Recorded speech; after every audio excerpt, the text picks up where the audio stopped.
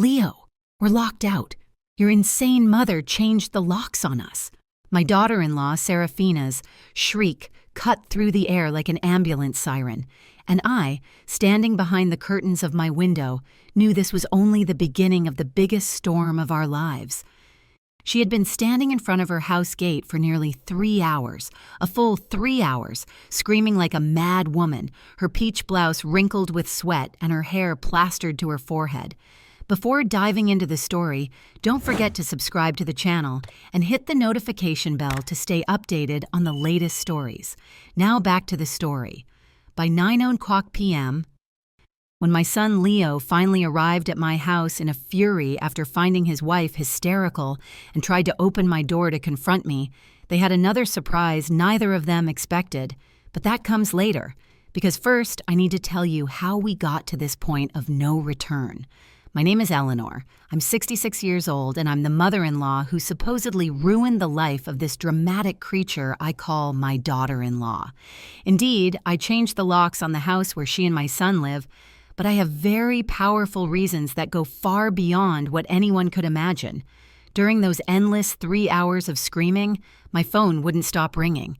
Ring, ring, ring, one call after another, which I let go straight to voicemail because I knew exactly who it was and what she wanted. My hands trembled every time I saw the screen light up with Leo's name, knowing that each missed call increased his fury and that soon I would have to face the consequences of my actions. By 4:00 p.m., my phone already showed 81 missed calls and 52 text messages filled with insults that broke my heart every time I read them. "Mom, what on earth have you done? Serafina is a complete mess." One said, "This can't be happening. I need an explanation now," another one yelled. Each word was a direct stab to the soul, especially coming from my only son, the boy I raised alone after his father abandoned us when he was just 9 years old. Serafina was still out there like a caged beast, now accompanied by Brenda, my neighbor from across the street, who was trying uselessly to calm her down while offering her a glass of water, which she refused with violent swats. "I don't want water. I want this crazy old woman to give me back the keys to my house."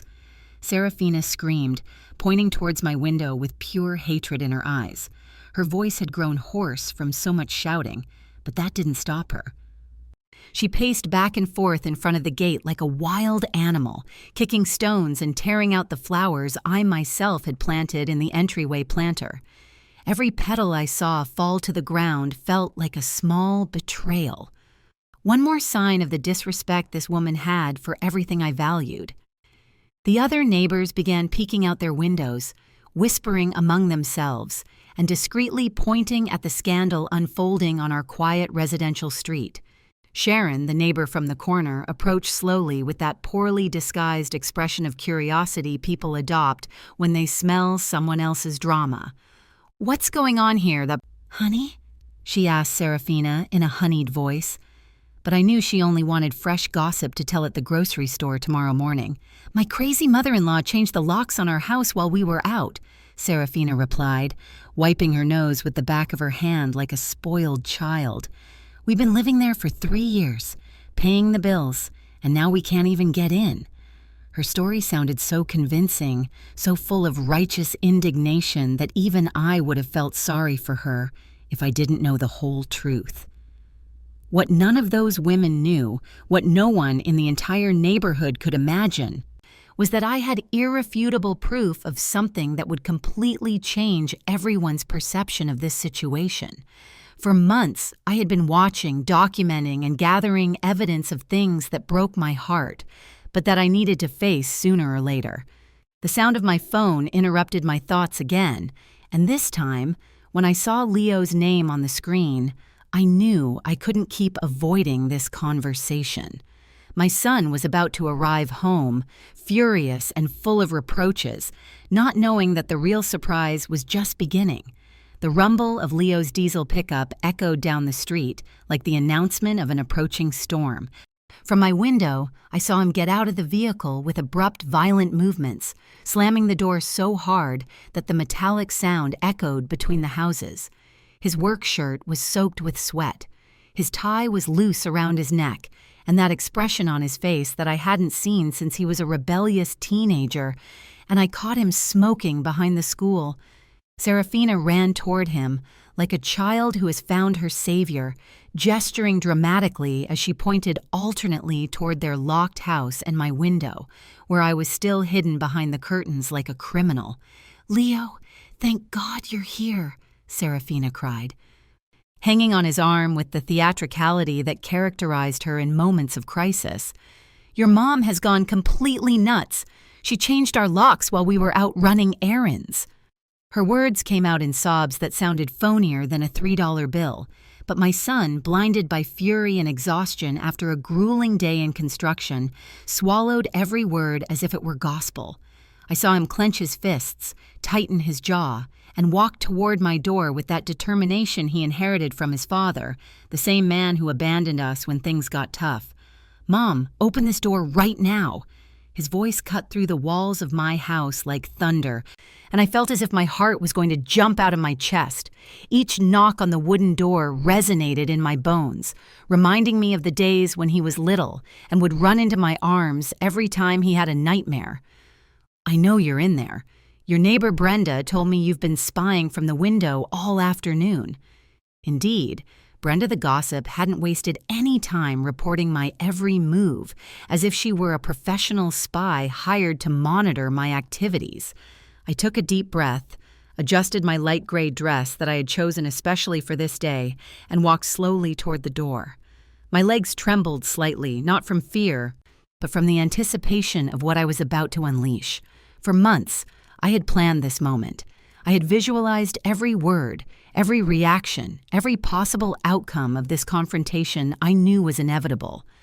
My hand rested on the brushed nickel doorknob that I had polished that very morning, as if it knew it would be the silent protagonist of this family drama. "Leo, my son," I said in a calm voice as I slowly opened the door, "I knew you'd come." My son was momentarily bewildered by my tranquility. He expected screams, desperate defenses, perhaps the tears of an old woman overwhelmed by circumstances. Instead, he was met with a serene, almost smiling mother who looked at him with that expression she used when he was a child and had done some mischief. But she already knew the whole truth. "What the hell is going on here, Mom?" he asked, unconsciously lowering his voice, confused by my unexpected attitude. Serafina stepped forward, pushing him slightly, her eyes red and swollen from so much crying. Or at least that's what she wanted us to believe. "Explain why you left us locked out of our own house," she screamed, pointing her index finger at me as if I were the villain in some cheap soap opera. "We've been paying the mortgage, the electric bills, the water, everything for 3 years. That house is ours by right." Her voice broke on the last sentence, and I saw how some neighbors who had approached discreetly to listen began to nod sympathetically toward her. Sharon murmured something about poor young people, while Brenda shook her head as if witnessing the greatest injustice in the world. "You're right, Serafina," I said calmly, and I saw her eyes light up for a moment, believing she had won the battle without a fight. "That house has been maintained for 3 years with regular payments. That's completely true." My son looked at me with relief, thinking that I was finally coming to my senses and that this whole drama had been a misunderstanding between old people.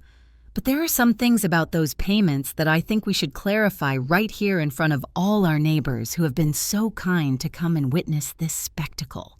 The smile slowly faded from Serafina's face like makeup in the rain. Something in my tone of voice, something in the way I pronounced the word clarify, made her understand that this conversation was not going to unfold as she had planned. Leo looked at me with that confused expression of someone who feels they are losing control of a situation they thought they understood perfectly. The neighbors moved a little closer, forming an involuntary semicircle around us, like spectators at an open-air theater where the most dramatic performance of their lives was about to begin.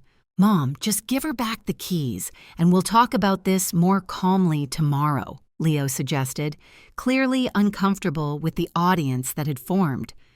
"We don't need to resolve this in front of the whole neighborhood." Poor my son.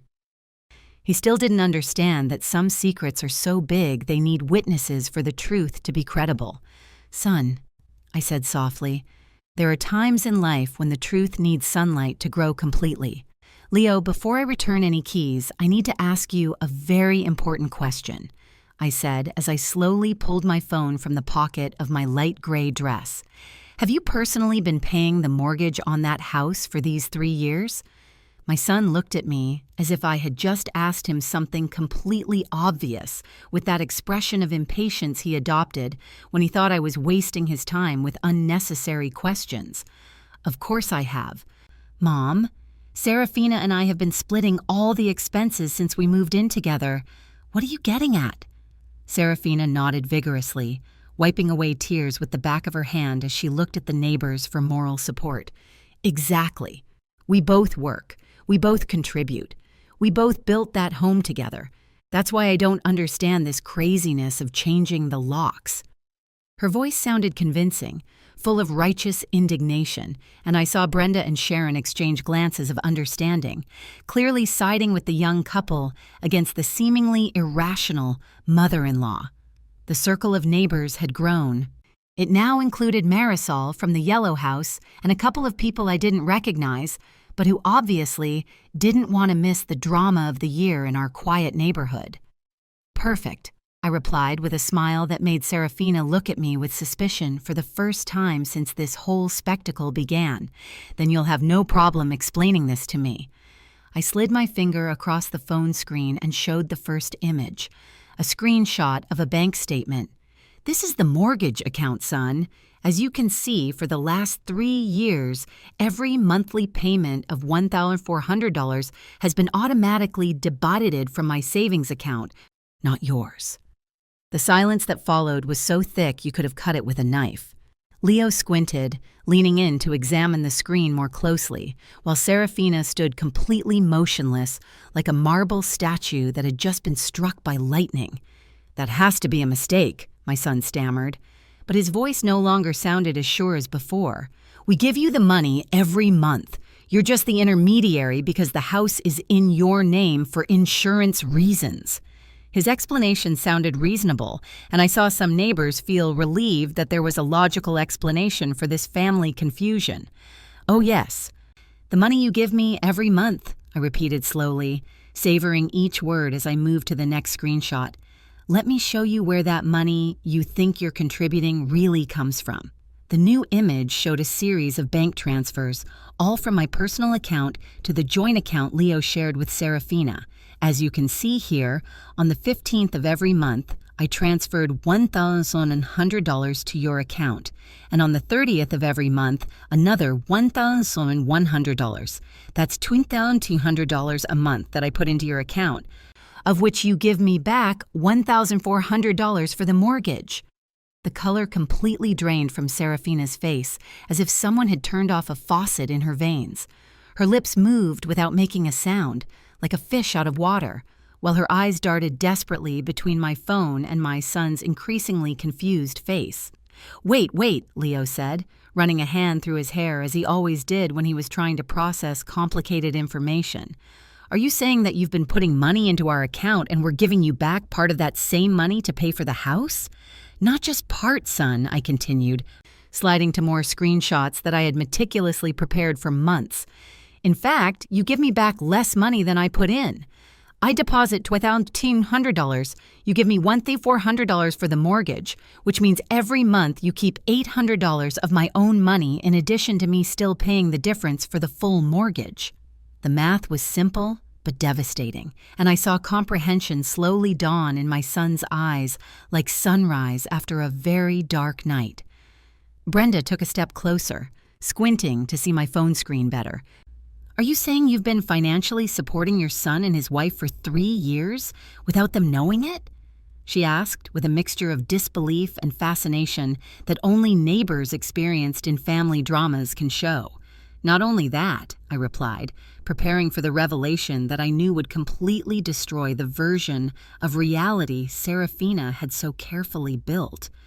"I've also been paying the electricity, water, internet, Serafina's car note, and even the grocery shopping on weekends." "That's impossible!" Serafina finally screamed, finding her voice after several minutes of deadly silence. We pay our own bills. I work at the boutique. Leo works in construction. We have our own income. Her desperation was so palpable it almost made me feel sorry for her, but I had come too far to back down now. Of course you have your own income, I agreed softly. The question is, what have you been spending all that money on if I've been paying all your basic expenses for 3 years? Leo stared fixedly at Serafina, as if it was the first time he had ever seen her. Serafina, he said slowly, is this true? Did you know my mom was paying our expenses? The question hung in the air like a time bomb, and everyone present held their breath, waiting for the answer that would define the course of this family confrontation. Serafina opened and closed her mouth several times, her eyes darting nervously between all the expectant faces, like an actress who had just completely forgotten her lines in the middle of the most important performance of her career. I didn't, Serafina stammered, stepping back as if the words were projectiles aimed directly at her. Her eyes moved frantically from side to side, desperately looking for an escape from the trap she had just fallen into. But every second of silence only made her guilt more obvious to everyone present. Of course, I didn't know. Your mom never told us any of this, she finally screamed, pointing a trembling finger at me. If she wanted to help us financially, she should have told us from the beginning. Leo stared at her with an expression I had never seen on his face, a mixture of confusion, betrayal, and something that looked dangerously close to disgust. But Serafina, he said slowly, if we thought we were paying our own expenses with our money, where are our paychecks? You make $1,000 at the boutique. I make $2,500 in construction. That's $2,500 a month. If we weren't paying the mortgage or the bills or the groceries, what happened to all that money? The silence that followed was so tense that even the birds seemed to have stopped singing.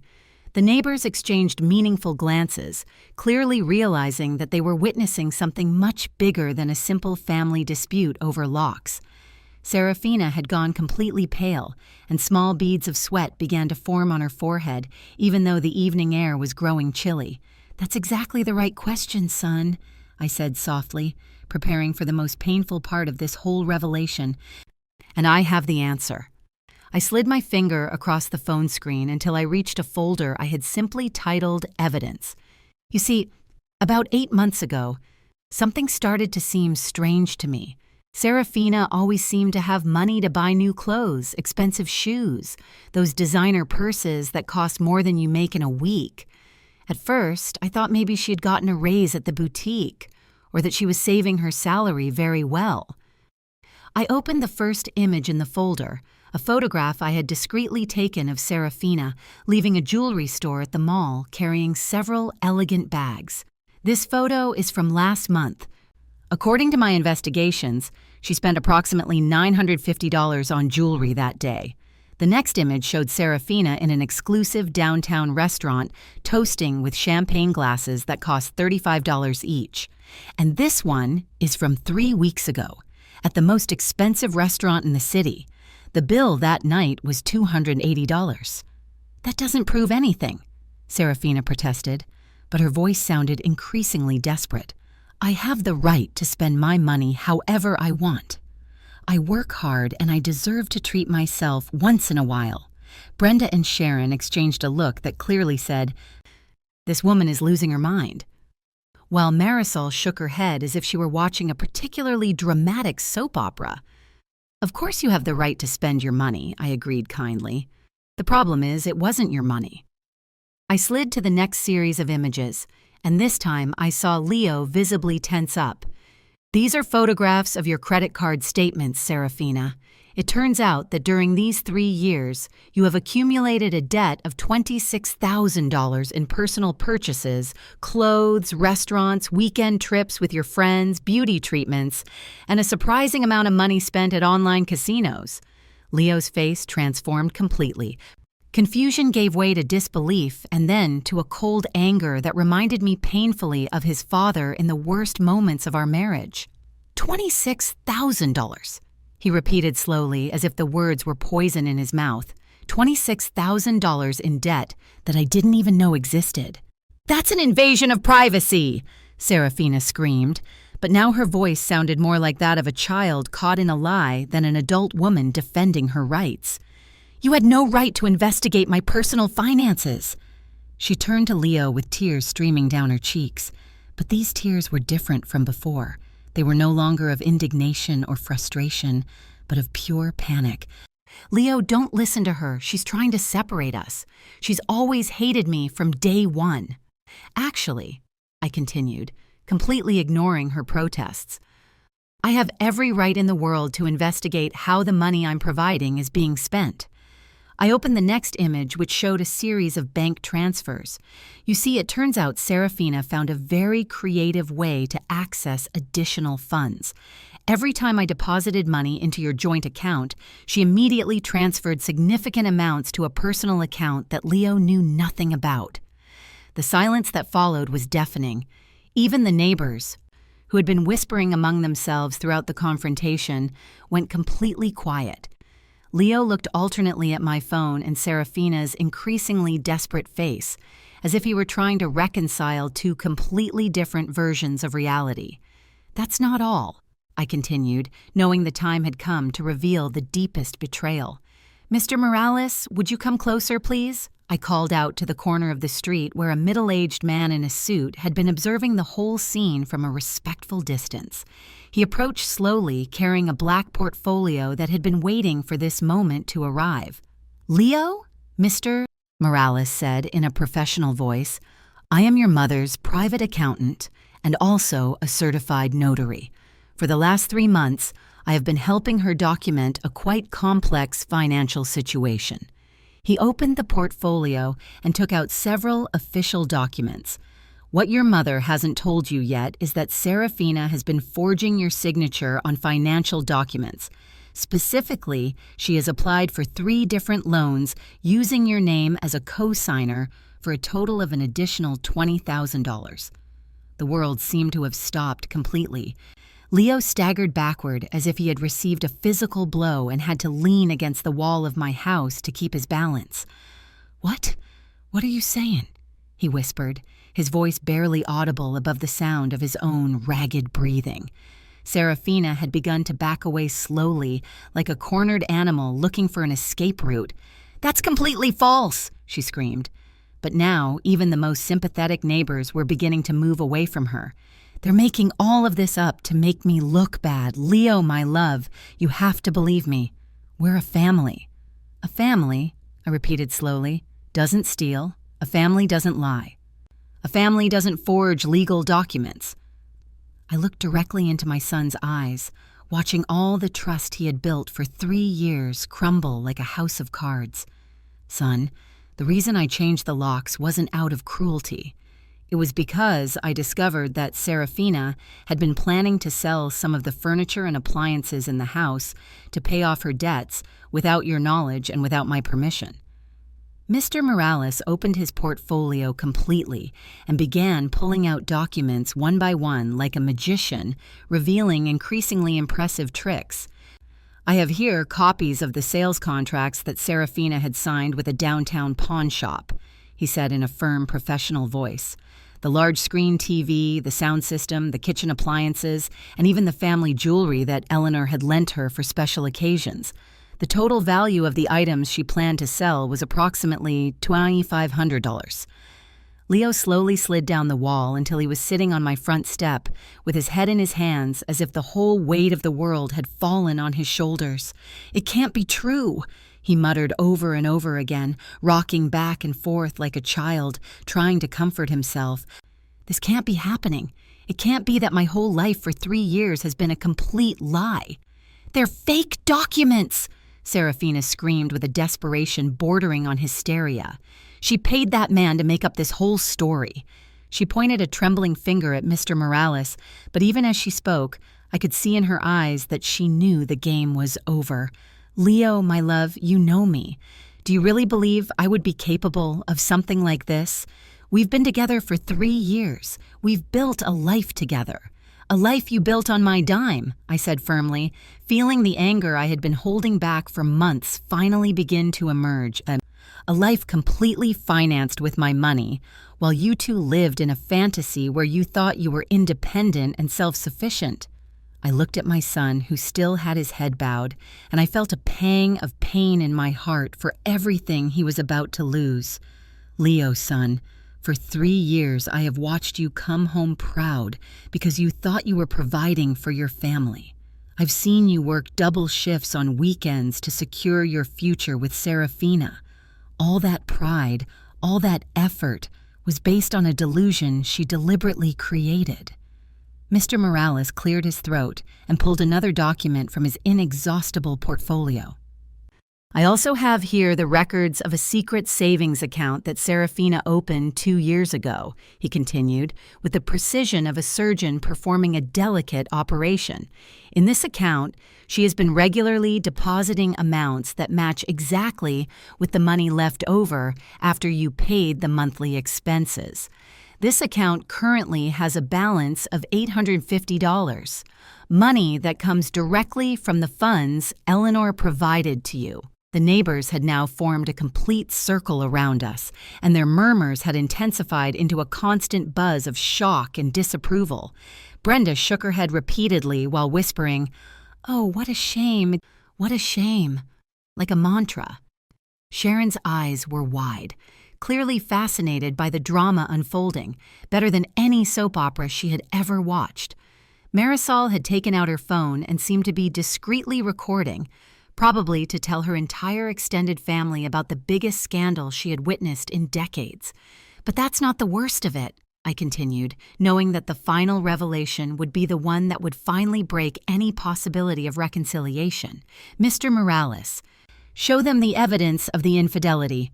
The accountant nodded gravely and took out a series of photographs that had cost me a fortune in a private investigator, but had been worth every penny. These photographs were taken during the last 6 weeks at the Aspen Grand Hotel downtown, he said. The images clearly showed Serafina entering and leaving the hotel with a man who was definitely not my son, a well-dressed, middle-aged man with an expensive sports car parked outside. In some photos, they were kissing passionately in the parking lot. In others, they were sharing intimate dinners at the hotel restaurant. The most devastating of all showed Serafina wearing a diamond necklace she clearly couldn't afford on her boutique salary. "Who is he?"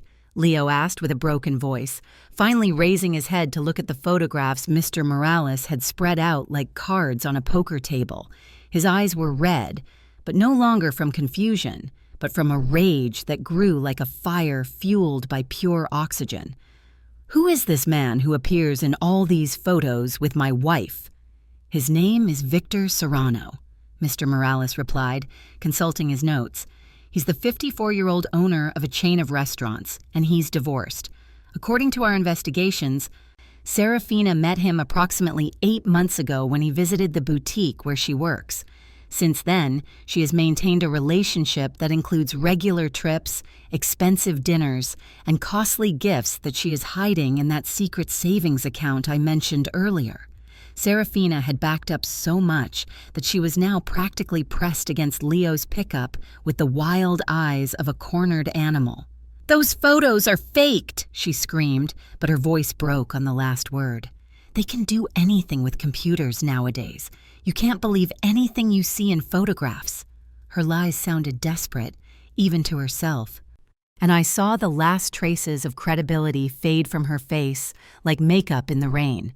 "Victor has been very generous with Serafina," I continued relentlessly.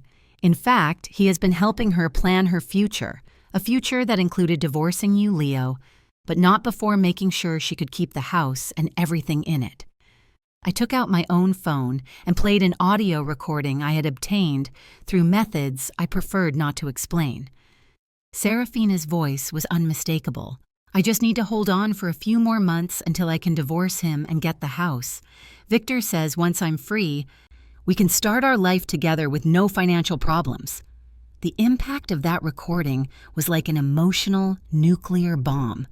Leo slowly stood up, staggering slightly, and walked toward Serafina with an expression I had never seen on his face. It wasn't just anger. It was something much deeper and more devastating. It was the complete realization that the person he had trusted most in the world had betrayed him on every possible level. 3 years, he said, in a dangerously calm voice. 3 years of my life. 3 years of working like a slave to support a woman who was not only stealing from me, but was planning to leave me after taking everything she could get. He stopped in front of her, so close he could see the tears running down her cheeks. But these tears no longer had any effect on him. Did you ever love me, even a little? Or was it all part of the plan from the beginning? Serafina opened her mouth to reply, but no sound came out. The words had run out. The excuses were gone, and she was finally facing the reality of what she had done. The circle of neighbors had grown to include almost the entire block, and everyone was looking at her with a mixture of disgust and morbid fascination that made her look smaller with every second that passed. Serafina finally found her voice, but when she spoke, the words that came out of her mouth were the most devastating she could have chosen. "Yes, I loved you at the beginning," she cried out in desperation, as if that partial admission could somehow save the situation. "But you were never going to be enough for me. You work in construction, Leo. Your future is limited. Victor can give me the life I really deserve, the life I always dreamed of having." Her words fell on the group like hail on glass, shattering any sympathy that might have remained among the spectators. Brenda dramatically put her hand to her chest and muttered, "Oh my God, what a horrible creature," while Sharon shook her head repeatedly as if she couldn't believe what she was hearing. Marisol had stopped pretending she wasn't recording and was now shamelessly pointing her phone at Serafina, capturing every moment of this public confession that would become the biggest gossip in the neighborhood for the next 5 years. Leo backed away as if Serafina's words were physical punches. "I was never going to be enough," he repeated slowly, his voice laced with a mixture of disbelief and deep pain. "Working honestly, building a life step by step, loving truly. None of that was enough for you." He ran his hands through his hair, pulling at it in frustration. "Do you know what it's like to get up at 5 in the morning every day, to work under the sun until every muscle in your body aches, just to come home and feel proud that you're building something real with the person you love? That's exactly the problem," Serafina screamed. And at that moment, I realized she had completely lost control of her words. "I don't want a life of sacrifice and struggle, me. I don't want to count pennies and worry about bills. Victor offers me trips to Europe, fancy restaurants, designer clothes. He offers me the life a beautiful woman like me should have." Her vanity and materialism were now completely exposed, and I saw how even the most tolerant neighbors began to physically move away from her as if her attitude were contagious. Mr. Morales cleared his throat and took another document from his inexhaustible portfolio. "There's something else you need to know," he said with professional gravity. Serafina was not only planning to get a divorce and keep the house. She had also started the proceedings to claim alimony based on the lifestyle she believed Leo had provided her with during these 3 years. He held out a legal form that clearly showed Serafina's signature. She was requesting $2,000 a month in support, arguing that she had become accustomed to a standard of living that Leo should maintain even after the divorce. The absurdity of the situation was so great that even in the midst of all the pain and betrayal, I couldn't help but let out a bitter laugh. $2,000 a month, I repeated. From a man who makes $1,500 a month to maintain a lifestyle that I was actually financing completely. I looked at Serafina directly in the eyes and saw something that surprised me. She didn't even have the decency to look ashamed. Instead, there was a kind of desperate defiance in her gaze, as if she still believed she could find a way to emerge victorious from this situation. "This is all a plot," she screamed, pointing a trembling finger at me.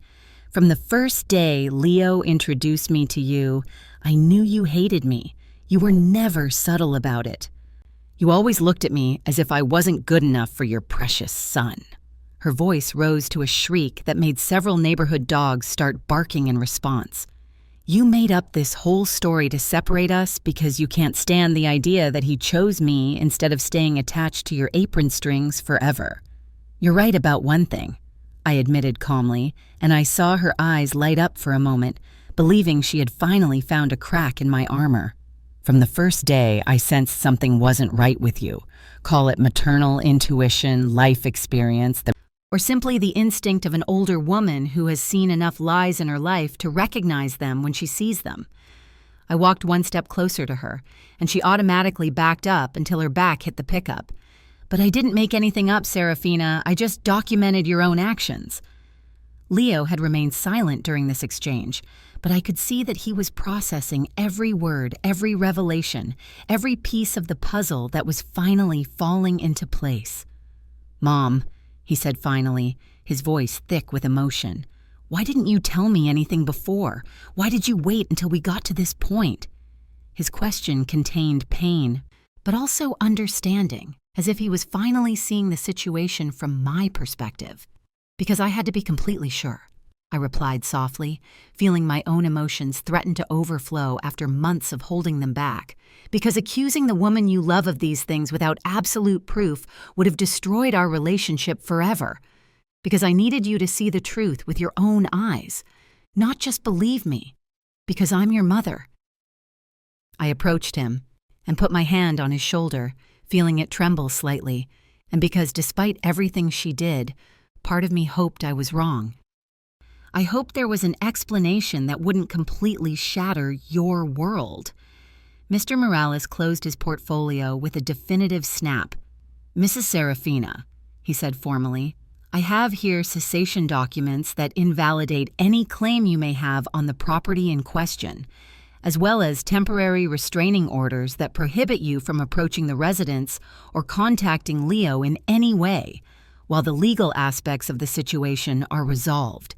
He held out the papers to her, but Serafina looked at them as if they were venomous snakes. "You can't do this!" she screamed, but now her voice sounded more like a desperate whine than a real protest. "I have rights. We lived together for 3 years. That means something in the eyes of the law." She turned to the neighbors as if looking for support, but found only faces of disgust and disapproval. Even Brenda, who usually sympathized with anyone who seemed to be under attack, had crossed her arms and was looking at her with clear antipathy. "Indeed, living together for 3 years means something in the eyes of the law," Mr. Morales agreed in a professional tone. "It means that any debt accumulated during that time is shared responsibility, which includes the $26,000 in credit cards, the $20,000 in fraudulent loans, and the legal costs of resolving this situation." He paused dramatically as he consulted his notes. "However, given that all these expenses were incurred without Leo's knowledge or consent, and considering the evidence of fraud and adultery, it is highly likely that you will be held completely responsible for all these debts." The color completely drained from Serafina's face, as if someone had pulled a plug and all the blood had drained from her body. $46,000 in debt, plus legal costs, plus the complete loss of what she thought would be her financial security through the divorce. The reality of her situation finally began to penetrate the barrier of denial she had built around herself. "Victor," she whispered suddenly, as if she had just remembered something crucial. "Victor will help me. He has money. He can pay for all of this." But even as she said the words, she seemed to realize how unconvincing they sounded. A wealthy, married man who had been enjoying a secret affair would probably not be very interested in bearing the financial and legal consequences of his mistress's fraud. As if the universe had been waiting for that exact moment to add the final touch to this drama, Serafina's phone began to ring. We all looked at the device sticking out of her purse, and when she saw the name on the screen, her face underwent a transformation that would have been comical if it hadn't been so pathetic. "It's Victor," she murmured, as if pronouncing the name were a magic spell that could save her from this whole nightmare. "He's going to explain everything. You'll see. It's not how they're painting it." With trembling hands, she answered the call and put it on speakerphone, probably hoping her lover's voice would bring some kind of salvation to this impossible situation. "Victor, my love, thank God you called. I'm in a terrible situation, and I need you to come and help me right now." Her voice had adopted a childish and supplicating tone that made me feel a mixture of disgust and pity for this woman who had clearly never learned to take responsibility for her own actions. The response that came from the phone was like a slap that echoed down the street. "Serafina, I can't do this anymore," the male voice said in a cold, distant tone that showed no trace of the passion he had been feigning for months. "My wife found out about our affair. She hired a private investigator. She has photographs, recordings, evidence of all the gifts I gave you. She's suing me for divorce and is going to take half of everything I own." There was a pause that felt eternal as everyone present and processed the implications of those words. Serafina stood completely motionless, like a statue of salt, while the voice continued to systematically destroy all her plans and hopes. Besides, my lawyer warned me that I could be implicated in any legal situation you have with your husband. I can't risk my business or my assets for this relationship. I'm sorry, but this has to end here. The sound of the line being cut was like the sound of a door closing definitively in Serafina's face. The silence that followed was so absolute that you could hear the buzzing of the power lines overhead. Serafina stared fixedly at her phone as if she couldn't believe the words she had just heard were real. Slowly, very slowly, the complete reality of her situation began to manifest on her face. No Victor, no Leo, no house, no money, and with $46,000 in debt, she would have to pay a loan. "No," she whispered, shaking her head repeatedly. "No, no, no, this can't be happening. Victor loves me. He told me we were going to be together forever. He promised he was going to take care of me." Her voice gradually rose to a desperate wail that made several neighbors look out their windows to see what was causing so much scandal on the street. Leo slowly approached her, and for a moment I thought maybe he was going to comfort her, that his good heart would lead him to feel pity for the woman who had been his partner for 3 years. But when he spoke, his voice had a firmness that I hadn't heard since he was a teenager defending his principles against his classmates' mockery. "Serafina," he said calmly, "I want you to get your personal things from the house. You can take your clothes, your books, anything you brought when you moved in with me, but nothing else. Not the appliances, not the furniture, not the jewelry my mother lent you for special occasions." "But Leo!" she screamed, grabbing his arm like a drowning person clinging to any floating object. "You can't do this. We're a couple. We've built a life together. You can't throw everything away because of your jealous mother." Her words sounded desperate and irrational, as if she still hadn't completely processed all the evidence that had been presented against her. "A life together," Leo repeated, freeing his arm from her grip with a firmness that filled me with maternal pride. "Do you call this building a life together? Stealing from me, lying to me, deceiving me, planning to abandon me after getting every last cent you could?" He moved away from her until he was out of her reach. "Everything I thought we had built together was a delusion.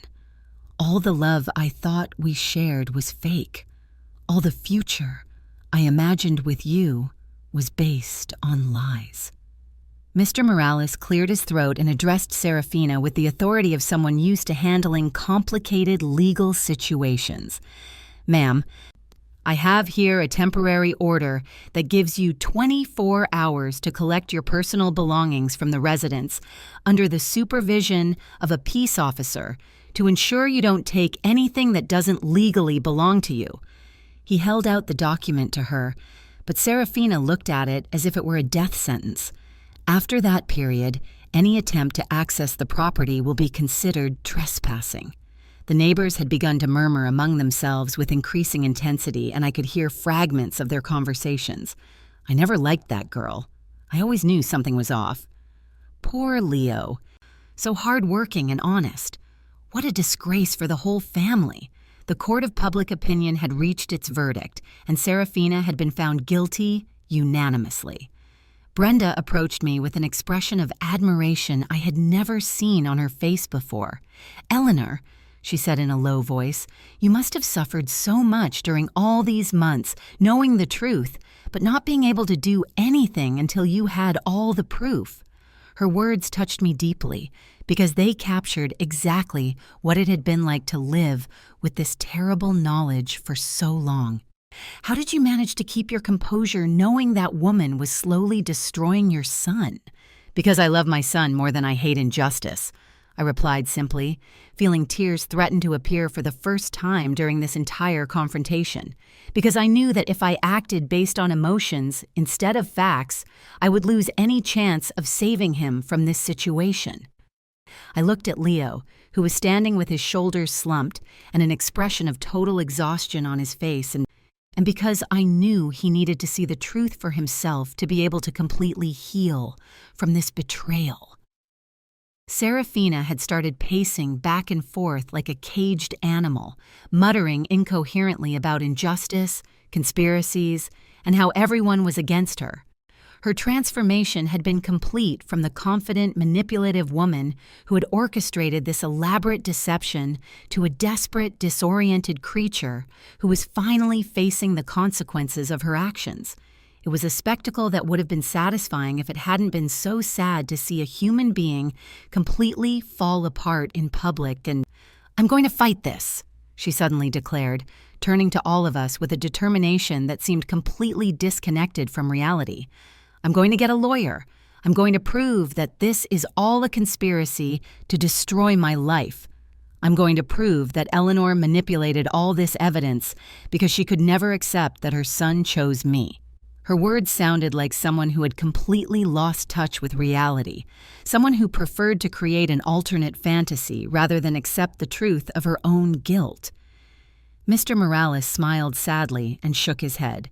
"Ma'am, with all due respect, any lawyer you consult is going to tell you the exact same thing I'm telling you now. You have no case. The evidence against you is overwhelming, documented, and verifiable by multiple independent sources. Besides, the legal costs of trying to fight this would be much greater than simply accepting responsibility and trying to negotiate a payment plan for your debts." Leo slowly walked toward me, and for the first time during this terrible confrontation, I saw tears running down his cheeks. They weren't tears of anger or frustration, but something much deeper. Tears of shame, regret, and a pain that I immediately recognized because it was the same pain I had felt when his father abandoned us so many years ago. "Mom," he said in a broken voice, "forgive me. Please, forgive me for everything I said, for all the times I doubted you, for all the times I defended Serafina when you subtly tried to warn me about her behavior." I approached him and hugged him with all the strength I had, feeling his body tremble against mine. "There's nothing to forgive, son," I whispered in his ear, the words coming out broken by my own tears that had finally found their way to the surface. "You were just a man in love who trusted the wrong person. There's nothing wrong with having a noble heart, even when others take advantage of that nobility." I held him while he sobbed. This big, strong man who had once again become my little boy who needed comfort after a nightmare. "But I worked so hard," he murmured against my shoulder. "I felt so proud of what I thought we were building together. I woke up every morning thinking I was being a good man, a good provider, building a solid future with the woman I loved." His voice completely broke on the last words. How could I have been so blind? How did I not realize it was all a lie? The neighbors watched us with a mixture of respect and emotion that completely transformed the atmosphere of the street. What had begun as a spectacle of drama and scandal had turned into something much deeper. The testimony of a mother who had sacrificed her own comfort to protect her son, and of a son who was finally understanding the magnitude of the love he had received without even realizing it. Mr. Morales discreetly approached and put his hand on my shoulder. "Eleanor," he said softly, "there's something else Leo needs to know. Something you didn't want to reveal until this moment because you hoped it wouldn't be necessary. Tell him about your diagnosis. I nodded, knowing the time had come for the most personal and painful revelation of all. What diagnosis, Mom? Leo asked, pulling away from me slightly, wiping his eyes with the back of his hand as he looked at me with confusion. What is Mr. Morales talking about? His voice held a new note of panic, as if he couldn't bear one more surprise on a day that had already completely shattered his known world. Son, I said softly, taking his hands in mine and feeling them tremble slightly. 8 months ago, the doctors found something during my annual physical, a tumor on my pancreas that doesn't have a very good prognosis. I saw his eyes widen with shock and horror, and quickly continued before he could interrupt me. The treatments are expensive, very expensive. Between chemotherapy, radiation, and the surgeries I need, we're talking about approximately $120,000 over the next 2 years. Why didn't you tell me? He cried, pulling away from me as if my silence were a personal betrayal. How could you hide something so important from me? I'm your son. I have the right to know when my mother is sick. His anger was understandable, but also painful, because it confirmed my worst fears about how he would react to this news. Because I knew exactly what your reaction would have been, I replied with the patience only a mother can have. You would have wanted to help financially. You would have insisted on paying for my treatments. You would have worked double and triple shifts to get the money. I paused, letting the implication of my words sink into his mind. And Serafina would have found a way to steal every cent of that money too, leaving me without treatment, and you completely broke. The realization hit Leo like lightning. His legs buckled, and he had to lean against the pickup to keep his balance. She would have stolen the money for your medical treatment, he whispered, as if he needed to say the words out loud to believe they were real. She would have let you die to maintain her lifestyle and her affair with Victor. The magnitude of the evil he had been living with under his own roof finally manifested completely in his consciousness. Mr. Morales opened his portfolio once more and pulled out an official medical document. That's why your mother decided to take control of the financial situation, he explained with professional gravity. Not only to protect you from exploitation, but to ensure that she had the necessary resources to fight for her life. He held out the paper to Leo, who took it with trembling hands. The funds she has been using to maintain your house during these years are part of her savings for medical treatment. Serafina, who had been listening to this whole conversation from her position near the pickup, suddenly found her voice again. "That's not my fault!" She shrieked with a hysteria bordering on madness. "I didn't know she was sick. You can't blame me for something I didn't know." Her lack of empathy, even in the face of a terminal illness revelation, was so shocking that even the most compassionate neighbors physically backed away from her. "You're right," I said calmly, turning to her for the last time. "You didn't know about my illness. But that doesn't change the fact that you stole, you lied, you cheated, and you planned to financially destroy an innocent man who loved you with all his heart." My voice remained firm despite the emotions churning inside me. "The fact that you didn't know about my cancer doesn't make your actions any less despicable. It just means that your wickedness is so natural that you don't need special motivations to exercise it." Leo returned to my side and hugged me again, but this time his embrace was different. It wasn't the desperate hug of someone seeking comfort, but the protective hug of a son who finally understood that his mother had been fighting battles he didn't even know existed. "Mom," he murmured in my ear, "we're going to fight this disease together. We're going to use every cent that's needed. We're going to find the best doctors. We're going to do whatever it takes." "We already are, son," I replied softly, feeling a peace I hadn't experienced in months. "The money is saved, the doctors are coordinated, the treatment plan is underway. And now, thanks to what happened today, I no longer have to worry about protecting you from someone who would have sabotaged all our efforts." I looked toward Serafina, who was still standing next to the pickup like a shadow of the manipulative woman she had been that morning. Sometimes crises reveal blessings in disguise. Brenda approached with tears in her eyes. "Eleanor," she said in a trembling voice, "everyone in the neighborhood is going to be praying for your recovery, and if you need anything at all, any help with groceries, cleaning, rides to medical appointments, you just have to ask." Her offer was immediately followed by a chorus of similar voices from all the other neighbors, creating a circle of support that made me understand that I had gained much more than I had lost in this confrontation. Mr. Morales closed his portfolio definitively and turned to Leo with a comforting smile. "Son," he said, "your mother is one of the strongest and most intelligent women I've met in my 20 years as an accountant and legal advisor. She orchestrated this whole situation not only to protect you, but to ensure that when the truth finally came to light, it would be irrefutable and complete." He paused, looking toward Serafina, who was still muttering incoherently. Many mothers would have confronted this situation with emotions and screams. Your mother handled it with strategy, patience, and a precision that would have impressed any professional lawyer.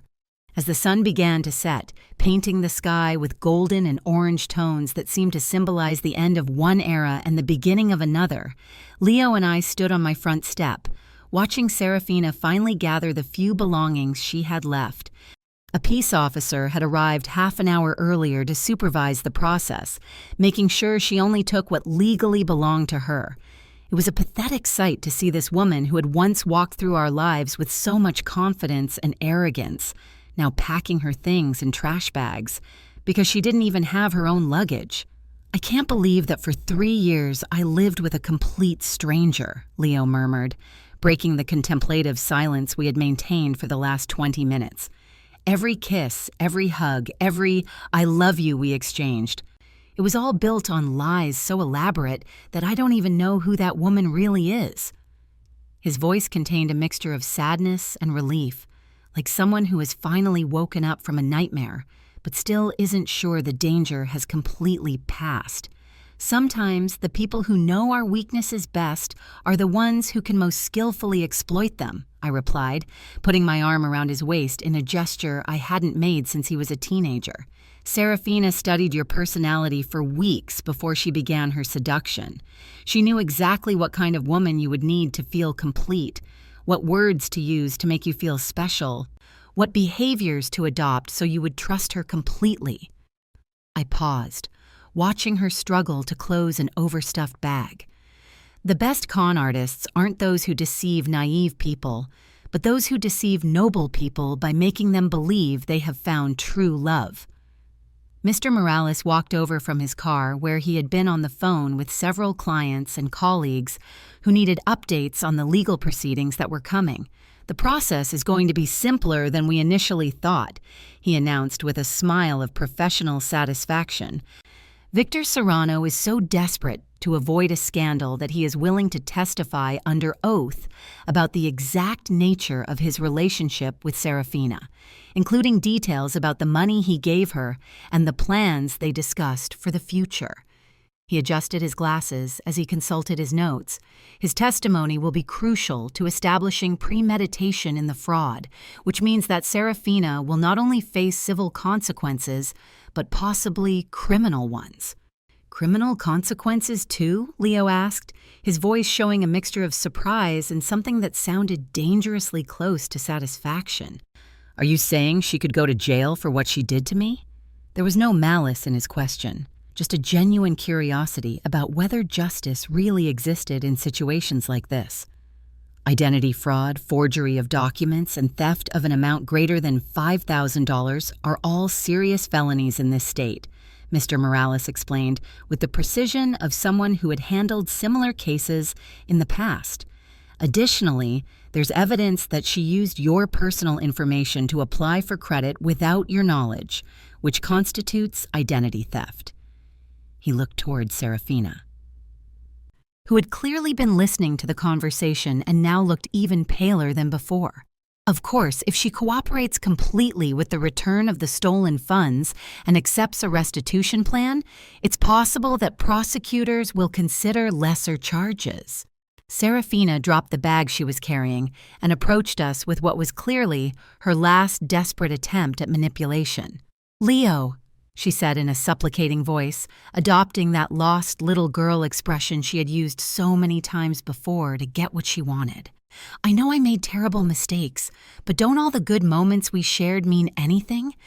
Is the love we felt for each other, even if only at the beginning, worth nothing?" Her eyes filled with tears that seemed genuine. But after everything we had discovered, it was impossible to know if even those tears were authentic. Leo's response was so firm and mature that it filled me with maternal pride. "Serafina," he said with a calm that contrasted dramatically with her desperation, "the moments you consider good were based on lies that I didn't know about. Every time I felt happy with you, every time I thought we were building something real together, you knew it was all fake." He took one step closer to her, but his body language was that of someone maintaining emotional distance. "You can't ask me to value memories that were manufactured specifically to manipulate me. But love can grow even when it starts in the wrong circumstances," she insisted, now literally clinging to his shirt as if it were a life raft. "Maybe I started with the wrong intentions, but I came to love you for real. We can get through this together. We can go to couples therapy. We can work on rebuilding trust." Her voice rose to a near scream, and the peace officer discreetly approached to ensure the situation didn't escalate out of control. "Couples therapy," I repeated. And for the first time during this entire confrontation, I couldn't help but laugh with a mixture of disbelief and bitterness. To work on what exactly? On how to steal more efficiently? On how to maintain extramarital affairs without being discovered? On how to forge legal documents more convincingly? My laughter transformed into something more serious and definitive. "Serafina, there are certain lines that once crossed, there's no going back. And you didn't cross a line. You crossed an entire continent of betrayal." The neighbors who had been keeping a respectful distance during this final conversation began to gradually approach like flowers opening to the morning sun. Brenda was the first to speak. "Leo," she said, with the authority of someone who had lived long enough to recognize wisdom when she saw it, "your mother saved you from something that would have destroyed not only your financial future, but your ability to ever trust in true love." Her words resonated with a truth that even Serafina couldn't refute. Sharon nodded vigorously as she approached from the other side. "In my 60 years of life, I've seen many toxic relationships, but I've never seen manipulation as systematic and calculated as this," she declared with the weight of experience behind her words. "That woman wasn't just stealing your money. She was stealing years of your life that you could have spent finding true love with someone who really valued you." Marisol, who had been discreetly documenting all the drama on her phone, approached with an expression of genuine admiration. "Eleanor," she said directly to me, "what you did today required a kind of courage that few mothers possess. You knew you could lose your son if he didn't believe you, but you risked that relationship to save him from something much worse." Her words touched me deeply because they captured exactly the emotional dilemma I had faced for months. Mr. Morales cleared his throat and addressed the group with the formality that had marked his entire participation in this drama. "If you'll allow me a personal observation," he said, "in my 20 years of handling family disputes and fraud cases, I have rarely seen such a clear demonstration of maternal love, combined with intelligent legal strategy." He looked directly at Leo. "Your mother not only protected you, she taught you a lesson about discernment that will serve you for the rest of your life." Serafina had gradually backed up until she was almost hidden behind the pickup, clearly realizing that she had completely lost any sympathy or support she might have had. "This isn't over," she muttered, but her words sounded hollow and desperate. "I'm going to find a way to prove that this was all orchestrated to destroy me." Even as she spoke, she seemed to realize how ridiculous her vague threat sounded against the mountain of evidence that had been piled up against her. "Actually, Serafina," Mr. Morales said with the finality of someone closing a book, This ended the moment you decided that fraud and betrayal were acceptable tools to get what you wanted. He held out a sealed envelope to her. These are the final documents you need to sign. Once you do, you will have 24 hours to completely leave this area and establish a payment plan for your debts. After that, any contact with Leo or Eleanor will be considered harassment, and appropriate legal action will be taken. As Serafina took the envelope with trembling hands, Leo turned to me with an expression that mixed gratitude, love, and something that seemed almost like reverence. "Mom," he said softly, "during the next months of your treatment, I'm going to be with you every step of the way. I'm going to take you to every medical appointment. I'm going to cook for you when you don't have the strength. I'm going to make sure you have everything you need to fight this disease." His voice broke slightly on the last words. "And I'm going to spend the rest of my life being grateful for the fact that I had a mother who was wise and brave enough to save me from the worst decision of my life." The hug we shared in that moment, as the sun finished setting behind us and the first stars began to appear in the sky, was different from any hug we had ever shared before. It was the hug of two survivors who had navigated the most dangerous storm of their lives together and had emerged not only intact, but stronger and more united than ever. It was the hug of a mother who had fulfilled her most sacred duty to protect her son, and of a son who finally understood the depth of the love he had been receiving without even realizing it. When we finally separated, the neighbors had formed an informal circle around us, like silent witnesses to a reconciliation that had transformed what began as a confrontation full of drama into a demonstration of what true unconditional family love really means. And as Serafina slowly walked away down the street, carrying her few belongings toward an uncertain future, we stood on our front step, knowing that although we had lost our illusions, we had gained something much more valuable: the truth, justice, and the confirmation that true love always finds a way to protect what matters most. 6 months after that afternoon, that changed our lives forever. I'm sitting on my front porch watching Leo finish painting the fence we had been putting off for years. The chemotherapy treatment has been tougher than I expected, but each session becomes more tolerable knowing that my son is there holding my hand and reminding me why it's worth fighting. The doctors say I'm responding better than expected, and although we still have a long way to go, there's reason to be optimistic. The house feels different now, lighter somehow, as if we had exorcised a ghost we didn't know was haunting our spaces. Leo moved back in with me temporarily to help during my treatment, and we've rediscovered the simple joy of having dinner together every night, sharing stories about our day, and planning small projects for the future. It's strange how the loss of something false can make what's authentic shine more brightly. Mr. Morales has become more than just our legal advisor. He has become a family friend who visits us regularly to make sure everything is in order and to share a cup of coffee while we discuss topics ranging from investments to life philosophy. He informed us last week that Serafina finally accepted a plea deal that will allow her to avoid prison time in exchange for 5 years of probation and a restitution plan that will keep her paying off debts for the next decade. The neighbors have been incredible during these months. Brenda organizes a meal schedule of homemade food that arrives at our door 3 times a week. Sharon accompanies me to medical appointments when Leo can't get away from work. Marisol even started a prayer group in the neighborhood specifically for my recovery. It's beautiful to discover that when crises reveal the worst in some people, they also reveal the best in many others.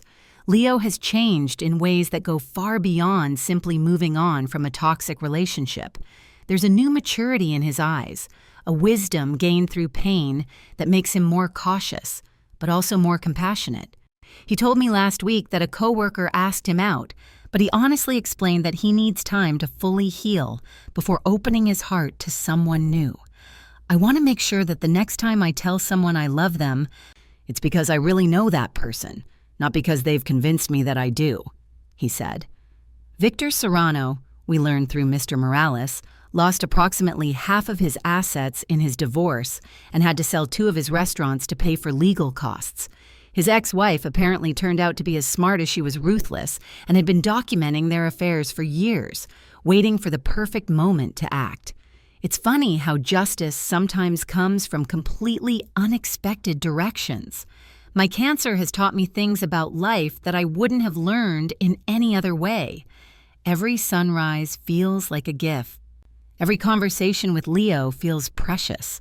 Every small moment of normalcy becomes something worth celebrating. The irony is not lost on me. It took facing my own mortality to finally live with the intensity and gratitude I should have always had. Leo has started taking night classes in business administration. He says he wants to expand his horizons beyond construction, not because there's anything wrong with honest work, but because he wants to ensure he has the tools to protect any family he might form in the future. "I won't let anyone else take advantage of my good faith," he told me, and the determination in his voice filled me with pride. 3 weeks ago, while we were sorting through the belongings that Serafina had left behind and never claimed, we found a diary hidden behind a drawer. The pages revealed a mind even more calculating than we had imagined. She had meticulously documented her plans to manipulate Leo, including specific strategies to isolate him from me and techniques to keep him emotionally dependent. Reading those pages was like looking directly into the soul of an emotional predator, and I was deeply relieved to know that we had escaped that trap before it could cause irreparable damage to me. The entire neighborhood changed after the events of that day. People greet each other more warmly. Conversations are deeper, and there's a sense of community that didn't exist before. It's as if we all witnessed something that reminded us of the importance of looking out for each other and being aware of the signs of danger in our families. This afternoon, as I watch my son work in the garden with that determined concentration he inherited from his grandfather, I feel a gratitude so profound it almost hurts physically. I saved my son from a life of exploitation and betrayal, but in the process, he saved me. He also saved me from the guilt of not having acted when I had the opportunity. He saved me from the sadness of watching the person I love most in this world be destroyed. Tomorrow, we start a new cycle of chemotherapy, but we face the future together, armed with the truth, strengthened by adversity, and united by a love that has been tested in the fire and has emerged purer than ever. And although I don't know what challenges await us, I know with absolute certainty that we will face them as a real family should, with honesty, courage, and an unwavering commitment to protect each other no matter the cost. Thank you for following this story to the end. Don't forget to subscribe to our channel to join us in more stories like this. If you want to watch another life story, click the video on screen. I promise you'll love it.